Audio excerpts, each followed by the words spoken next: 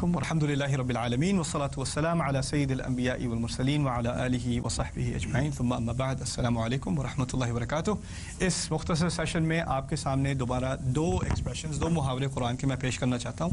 पहला मुहावरा बड़ा मशहूर है और मेरा पर्सनली उससे बड़ा क्लोज ताल्लुक़ है। वो एक दुआ है मूसा अलैहिस्सलाम की, वहलुल उक़दतम मिन लिसानी यफ़क़हू क़ौली। वहलुल उक़दतम मिन लिसानी, मेरी ज़बान में जो गिरा है उसको खोल दे, मेरी ज़बान की गिरा खोल दे। हल्ला उक़दत लिसानी ही अरबी में कहते हैं ज़बान की गिरा खोलने को। अब ज़बान की गिरा का क्या मकसद है? इसका एक लफ्ज़ी तर्जुमा है वो भी सही है, और इसका एक मुहावरतन तर्जुमा है वो भी सही है। लफ्ज़ी तर्जुमा यह है कि मूसा अलैहिस्सलाम की ज़बान में एक तरह से मुश्किल थी, उनको स्टटर था। स्टटर को क्या कहते हैं? लुकना। लुकना, वाकई लुकना। चलो नया लफ्ज़ भी सीख लिया आज मैंने। अच्छा, तो लुकना था उनकी ज़बान में। तो जब जिसकी ज़बान में लुकना हो वो फिर ये दुआ करे कि मेरी ज़बान से जो लुकना है, जब मुझे तकरीर करनी पड़े तो ये हटा दे। ओके। उन्होंने जाके तकरीर करनी थी फ़िरौन के सामने, और फ़िरौन बहुत एक्सपर्ट पॉलिटिशियन है, उसने बड़ी ज़बरदस्त तकरीर करनी है, आगे से उनको स्टम्प करने की कोशिश करनी है। और कोई आम आदमी भी जिसका लुकना ना भी हो, जिसमें कोई स्टटर प्रॉब्लम ना भी हो, वो भी किसी पॉलिटिशियन के सामने खड़ा हो तो वो भी लड़खड़ा जाए। तो उनको ये दुआ करने की ज़रूरत थी, वहलुल उक़दतम मिन लिसानी। लेकिन इसमें असल में एक तस्वीर है। एक अरबी की बड़ी मशहूर किताब है सैयद कुतुब की लिखी हुई अत-तस्वीरुल फ़न्नी फ़िल क़ुरआनिल करीम। कुरान में कई दफ़ा कुछ मुहावरे ऐसे हैं जो एक तस्वीर की शक्ल में है, यानी आपको किसी चीज़ का तसव्वुर करना पड़ता है ताकि आपको सही अंदाज़ा हो बात क्या कही जा रही है। इसमें मुहावरा ये है कि गिरा जो होती है ना, जैसे आपके सामने कोई तस्मा है या कोई रस्सी है, उसकी गिरा है और बहुत सारी गिरें एक के ऊपर दूसरी बनी हुई हैं। अब जब इस तरह की कोई गिरा हो, या तारों की होती है आपके घरों में जो तारें जिसमें ज़्यादा हो ना, ख़ासकर आपके जो हस्बैंड की तारें वगैरह होती हैं, इलेक्ट्रॉनिक्स वगैरह, उसकी दराज खोलो तो पता नहीं चलता कौन सी तार कहाँ जा रही है, किस मकसद से है। अब उन तारों को, उस कन्फ्यूजन को अगर आपने हटाना हो तो आपको गिरा खोलनी पड़ती है ना। आप गिरा खोलें तो पता चले ये तार यहाँ शुरू हुई, यहाँ ख़त्म हुई, इतनी लंबी है। और ये दो तारें थी, मैं समझा था एक है, ये तो दो हैं, ये तो अलग अलग हैं, लेकिन ये आपस में मिली हुई थी, इसलिए कुछ पता नहीं चल रहा था।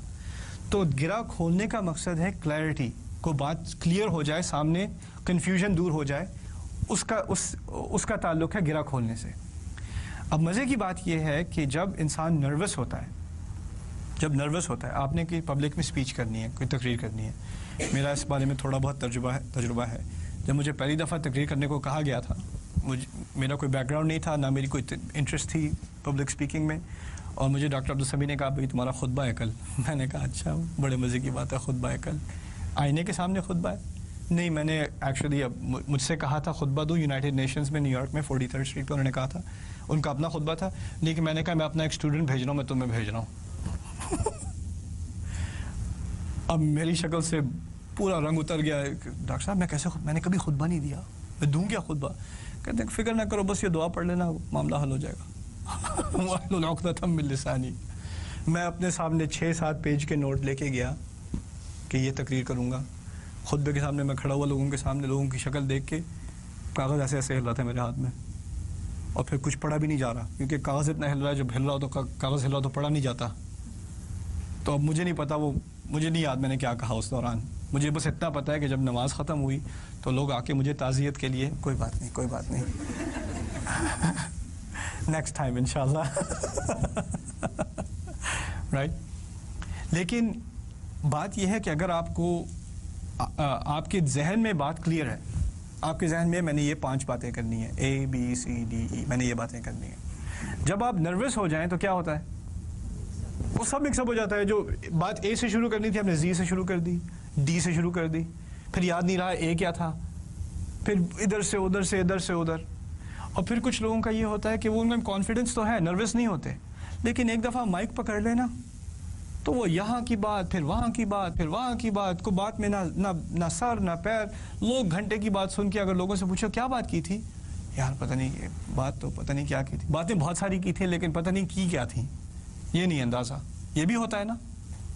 तो दुआ का मकसद ये है कि मैं जब बात करूं तो उसका शुरू क्लियर हो, उसका दरमियानी हिस्सा क्लियर हो, उसकी इंतहा, उसकी आखिर क्लियर हो, यानी सबको पता चल जाए मैं क्या कह रहा हूं और किस मकसद से कह रहा हूं। बात में एक तसलसल हो, उसमें एक तरतीब हो, वो लॉजिकल हो, समझ में आने वाली हो। वहलुल उक़दतम मिन लिसानी। और असल मकसद क्या है कि ज़बान की गिरा खुले, उसका असल मकसद क्या है? यफ़क़हू क़ौली, कि उन लोगों को मेरी बात समझ में आए। ان لوگوں کو میری بات سمجھ میں آئے. اس میں ایک بہت بڑا فلسفہ ہے دین کا اس ایک آیت میں, کمیونیکیشن کے بارے میں. میں کیونکہ سائیکالوجی کا اسٹوڈنٹ ہوں, میری ایک خاص دلچسپی تھی کمیونیکیشن سائیکالوجی میں اور سوشل سائیکالوجی میں. کمیونیکیشن سائیکالوجی میں ہم پڑھتے ہیں لائک ٹیچنگ سائیکالوجی کہ کچھ پروفیسر ہوتے ہیں جن کا علم تو بہت ہے, پی ایچ ڈی ہے, ریسرچ ہے, بہت وقت انہوں نے لائبریریز میں گزارا ہے, لیبارٹریز میں گزارا ہے, علم کی کوئی کمی نہیں ہے. کمی ہے تو کمیونیکیشن کی ہے. وہ بیچارہ اپنی پی ایچ ڈیز کے ساتھ جب آ کے 20 منٹ کا بھی لیکچر دیتا ہے اپنے اسٹوڈنٹس کو, تو پہلے 5 منٹ میں باقی سب کومے میں ہوتے ہیں, سب پڑے ہوتے ہیں ایسے ہی, کسی کو کچھ سمجھ نہیں آ رہی کیا بات کر رہا ہے, کیونکہ اس کو یہ احساس نہیں ہے کہ اس کے پاس تو یہ علم ہے, لیکن اس کو یہ علم ایسی زبان میں پریزنٹ کرنا ہے کہ جو سننے والا ہے اس کو سمجھ میں آئے, اس کی سمجھ میں آئے. اس کے دماغ میں تو کلیئر ہے, لیکن اس کی زبان اور اسٹوڈنٹ کی زبان میں زمین آسمان کا فرق ہے. یہی فرق ہے عالم کا اور استاد کا, معلم کا.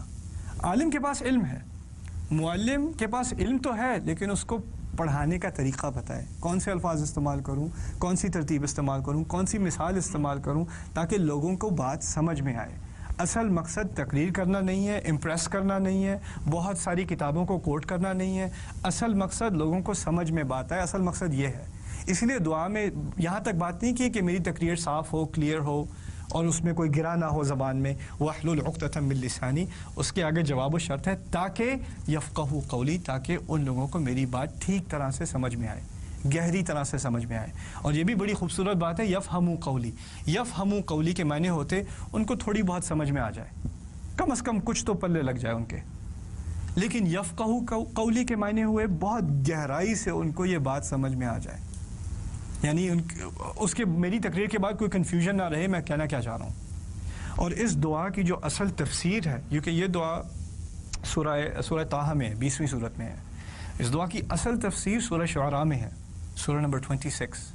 اور کیا زبردست تفسیر ہے. اس سورہ شعراء میں موسیٰ علیہ السلام فرعون کے سامنے پہنچے, اس کے کورٹ کے اندر وہ اپنے تخت پہ بیٹھا ہے, اس کے سارے جنرل اس کے ساتھ جرنیل بیٹھے ہیں, سارے سولجر سارے اس کے سپاہی کھڑے ہیں, اور بیچارے موسیٰ علیہ السلام اکیلے ہارون کے ساتھ سفر کر کے صحرا سے آئے ہوئے, کپڑوں پہ ساری ریت, اور وہ کھڑے ہوئے, انہوں نے اس کے سامنے تقریر کرنی ہے اب. اور وہ جب ایک بات کریں تو فرعون 3 باتوں سے ٹال دے, یہی تقریر ہے. ایک بات کرے, وہ موسیٰ علیہ السلام نے ایک بات کی, ان ارسل معنا بنی اسرائیل انا رسول رب العالمین ان ارسل معنا بنی اسرائیل, ہم اللہ تعالیٰ کے رسول ہیں, ہم دونوں, اور آپ بنی اسرائیل کو جن کو آپ نے غلام بنایا ہوا ان کو آپ ہمارے ساتھ چھوڑ دیں, ان کو جانے دیں. اب باتیں 2 کی, ہم رسول ہیں اور بنی اسرائیل کو چھوڑ دو, یہ باتیں کی تھی, صرف 2 باتیں تھیں, اس میں کوئی اور کنفیوژن نہیں ہے. فرعون واپس آ کے جواب کیا کہتا ہے, الم نربک فینا ولیدا, ہم نے تمہیں یہاں پر چھوٹا بچہ دیکھ کر نہیں پالا تھا, تمہیں یہاں نہیں پلایا ہم نے, تم یہاں پہ پڑے بڑے نہیں ہو, ایسے یہ تمیز ہے بات کرنے کی تمہاری. الم نربک فینا ولیدا ولبثت فینا من عمرک سنین, کتنے سال تم نے ہمارے ساتھ گزارے ہیں, شرم کا مقام ہے. اس کو ڈانٹنا شروع کر دیا, موسیٰ علیہ السلام کو ڈانٹنا شروع کر دیا. موسیٰ علیہ السلام نے صرف 2 باتیں کی تھیں, ہم اللہ کے رسول ہیں, بنی اسرائیل کو چھوڑ دو. جواب میں ڈانٹ ملنی شروع ہو گئی. وَفَعَلْتَ فَعْلَتَكَ الَّتِي فَعَلْتَ وَأَنْتَ مِنَ الْكَافِرِينَ, تم نے وہ جو کام کیا تھا نا, وہ جو کیا تھا تم نے, پتہ ہے نا تمہیں, اب انکار کر رہے ہو کیا؟ کام کیا کیا تھا, غلطی سے جس کو مکہ مارا تھا وہ مر گیا تھا. اب دیکھیں یہ تقریر کیسے کی ہے فرعون نے. اچھا تم تو اتنے چھوٹے سے تھے تب سے ہمارے پاس ہو, تم نے تو بڑے سال اس گھر میں گزارے ہیں, تم نے جو کیا وہ کیا بھول گئے, کیا کیا تھا تم نے, یہ آ کے بات کرنے آئے ہو. یہاں آتے, میرے پیر پکڑتے, مجھ سے معافی مانگتے, کہتے غلطی سے مکہ مار دیا تھا, معاف کر دیں, میں اپنا پرانا کمرہ واپس لے لوں کہ نہیں, یہ کیا بات کر رہے ہو. اب موسیٰ علیہ السلام اگر کوئی ایسی تقریر سنے, یعنی کوئی تمیز سے آ کے بات کرے, سیدھی سی بات کرے, اللہ تعالیٰ کا کلام پیش کرنے والے ہیں, اور جواب میں ایسی ڈانٹ مل جائے تو انسان لڑکھڑا نہیں جائے گا, کس بات کا جواب دوں, کیسے دوں, کیا کروں. انہوں نے بھی کیا جواب دیا ہے, قال فعلتها اذن, انہوں نے کہا میں نے یہ کام کیا تو تھا, جو تم کہہ رہے ہو میں نے کیا تھا, میں نے وہ کام کیا تھا. اب فرعون نے بھی ذکر نہیں کیا کہ کیا کام کیا تھا. موسیٰ علیہ السلام نے سوچا اگر وہ میری غلطی اگر وہ ایکسپوز کرنے کو تیار نہیں, میں اپنی غلطی خود کیوں ایکسپوز کروں. انہوں نے کہا میں نے وہ کیا تو تھا. اب فرعون نے 3 باتیں کی تھیں, سمجھنے کی بات ہے. فرعون نے 3 باتیں کی تھیں. پہلی بات کی تھی تم چھوٹے تھے, یہاں پہ گزاری عمر تم نے بڑے سال یہاں پر ہمارے ساتھ رہے ہو. پھر تم نے جو حرکت کی تھی وہ کی تھی. 3 باتیں کی نا. موسیٰ علیہ السلام نے کتنی باتیں کی تھیں؟ 2 باتیں کی تھیں. اب دیکھتا موسیٰ علیہ السلام ان 3 باتوں میں سے سب سے اہم بات کون سی ہے؟ قتل. یعنی یہاں پر بڑے سال گزارے, ٹھیک ہے آپ کا بڑا احسان ہے, شکریہ بہت بہت, لیکن وہ کوئی بڑی بات نہیں ہے اتنی. اس سے بڑا مسئلہ کون سا ہے؟ واپس وہ مصر میں آ گئے ہیں. مصر میں ان کے وانٹڈ پوسٹر لگے ہوئے ہیں, انہوں نے قتل کیا ہوا ہے, قتل کی وجہ سے وہاں سے بھاگے تھے. ان الملأ یأتمرون بک لیقتلوک, یہاں تک کہ پولیس والے چیفز جو ان کے جنرل ہیں وہ آپ کی ڈھونڈ میں ہیں تاکہ آپ کو پکڑیں اور آپ کو وہیں قتل کر دیں. اریسٹ کا بھی معاملہ نہیں تھا, آپ کو ڈھونڈتے کے ساتھ ہی قتل کر دیں. اب وہ واپس آ گئے ہیں تو انہوں نے کہا پہلے بڑے مسئلے کو حل کرنا چاہیے. فعلتها اذا وانا من الضالین, میں نے ہاں ٹھیک ہے اس وقت یہ کام تو کیا تھا, لیکن اس وقت میں کچھ کنفیوز تھا, میرے پاس صحیح معلومات نہیں تھی, میں کنفیوز تھا. ضالین. ففررت منکم لما خفتکم, اسی وجہ سے میں تم لوگوں سے بھاگ گیا تھا جب میں تم سے ڈرا کرتا تھا. کیا رہے ہیں؟ اب نہیں ڈرتا. پھر کہتے ہیں فوہب ربی حکما فوہب لی ربی حکما وجعلنی من المرسلین. امیزنگ. پھر کہتے ہیں جب میں بھاگ گیا تھا پھر اللہ تعالیٰ نے مجھے حکم دیا اور مجھے حکمت دی اور مجھے رسولوں میں سے بنا دیا. موسیٰ علیہ السلام کی پہلی بات کیا تھی؟ کہ میں رسول ہوں. اب کہا ٹھیک ہے میں نے وہ حرکت کی تھی اسی لیے میں بھاگا تھا, لیکن پھر مجھے رسول بنا دیا گیا. وہی بات دوبارہ لے آئے. پھر کہتے ہیں وَتِلْكَ نِعْمَةٌ تَمُنُّهَا عَلَيَّ أَنْ عَبَّدْتَ بَنِي إِسْرَائِيل. اچھا وہ جو آپ نے مجھ پہ بڑا احسان کیا تھا, کون سا احسان؟ آپ کے گھر میں پلا بڑا ہوں, آپ نے مجھے اپنے گھر میں جگہ دی ہے. کہتے ہیں وَتِلْكَ نِعْمَةٌ تَمُنُّهَا عَلَيَّ, آپ نے جو بڑا احسان مجھ پر کیا تھا, أَنْ عَبَّدْتَ بَنِي إِسْرَائِيل. اچھا اس احسان کا مطلب یہ ہے کہ آپ تمام بنی اسرائیل کو غلام بنا دیں. اب دیکھا وہ فرعون کی ڈانٹ میں 3 باتیں تھیں, ان تینوں باتوں کو لے کے واپس گھما کے وہی جو پہلے 2 باتیں کی تھیں, پہلی 2 باتیں کیا تھیں؟ میں رسول ہوں, بنی اسرائیل کو چھوڑ دو. وہی باتیں دوبارہ لے آئے. اسے کہتے ہیں زبان کی گرہ کھولنا. یعنی کوئی آپ کو اپنے مقصد سے اپنے ایجنڈا سے ڈسٹریکٹ نہ کر سکے. آپ کلیئر ہیں آپ نے کیا بات کرنی ہے. آپ کے سامنے کوئی ایسی بات لائے جو آپ کو کمپلیٹلی مکمل طور پہ سبجیکٹ چینج کر دے. فرعون نے پوری طرح سبجیکٹ چینج کر دیا تھا, لیکن آپ اس سے ڈسٹریکٹ نہ ہو, اس کی بات لے کے پھر واپس اپنی بات پر لے آئیں. اسے کہتے ہیں کلیئرٹی. واحلل عقدۃ من لسانی. یعنی اس آیت کی تفسیر آگے کی آیات میں ہے, سورۃ شعراء کی آیات میں, 26ویں سورت کی آیت میں. نجیب how much time do I have left? I got 5? Okay. We can do one more quick one inshallah. اچھا یہ آخری ایکسپریشن انشاءاللہ جو آپ کے سامنے میں رکھنا چاہ رہا ہوں, آخری محاورہ, اس کا تعلق سورہ بقرہ سے ہے. وَأْتُوا الْبُيُوتَ مِنْ أَبْوَابِهَا. اس کا تھوڑا سا بیک گراؤنڈ سمجھ لیں. صحابہ جب مسلمان مدینے میں موو ہوئے تو مدینے میں اور مکے میں بھی جو مسلمان تھے وہ نئے مسلمان ہیں اور پورے شریعت کے احکام ابھی نازل نہیں ہوئے. ان کے اپنے کلچر کی بھی کچھ پریکٹسز ہیں جو پہلے سے ہیں, اور جب تک دین آ کے ان کو کہے کہ یہ غلط ہے, یہ نہیں کر سکتے, تو وہ پرانی جو عادتیں ہیں وہ رہیں گی جب تک ان کے خلاف کوئی بات نہ آ جائے. جیسے مثال کے طور پہ شراب کے بارے میں جب تک آیات نہ آئیں تب تک کوئی مسئلہ نہیں تھا, ٹھیک ہے نا. اسی طرح ان کے ہاں ایک عجیب سی روایت تھی. وہ یہ تھی کہ اگر انسان حج کے لیے جائے, کیونکہ حج تو جاہلی دور میں بھی تھا, شرک والا حج تھا لیکن پھر بھی حج ہی تھا. اگر انسان حج کے لیے گھر سے نکلے اور پھر یاد آئے کہ اوہو پیسے تو گھر میں رہ گئے, یا وہ تلوار تو گھر میں رہ گئی, یا بٹوا گھر میں رہ گیا, تو اب گھر میں جانا جو ہے یہ لعنت کا سبب بنے گا, کیونکہ آپ حج کے لیے نکل چکے ہیں. تو دروازے سے گھر مت جاؤ, اب کھڑکی سے گھس کے جاؤ, یا پیچھے سے کہیں سے گھس کے جاؤ, یا چھت پہ سے اترو, دروازے سے مت جانا ورنہ لعنت ہوگی. اوکے, بہت بری بات ہے کہ آپ دروازے سے گئے. اب حج کا سیزن آیا اور صحابہ کے بارے میں نوٹ کیا گیا کہ کچھ صحابہ جو ہیں وہ کھڑکی سے گھر میں گھسنے کی کوشش کر رہے ہیں. پوچھا گیا کیا کر رہے ہو, کیوں کر رہے ہو یہ؟ تو وہ کہتے ہیں کہ وہ دروازے سے تو نہیں جانا چاہیے, ایک دفعہ حج کی نیت سے آپ گھر سے نکل گئے تو آپ کو دوبارہ دروازے سے نہیں جانا چاہیے, آپ کو کھڑکی سے جانا چاہیے. پھر اس کے بارے میں یہ آیت آئی وَلَيْسَ الْبِرُّ بِأَن تَأْتُوا الْبُيُوتَ مِن ظُهُورِهَا وَلَكِنَّ الْبِرَّ مَنِ اتَّقَى. اس میں کوئی اچھائی نہیں ہے کہ تم اپنے گھروں میں پیچھے سے گھسا کرو, اچھائی اس میں ہے کہ تمہارے پاس تقویٰ ہو. پھر وَأْتُوا الْبُيُوتَ مِنْ أَبْوَابِهَا, گھروں میں آیا کرو دروازوں سے, گھروں میں آیا کرو دروازوں سے.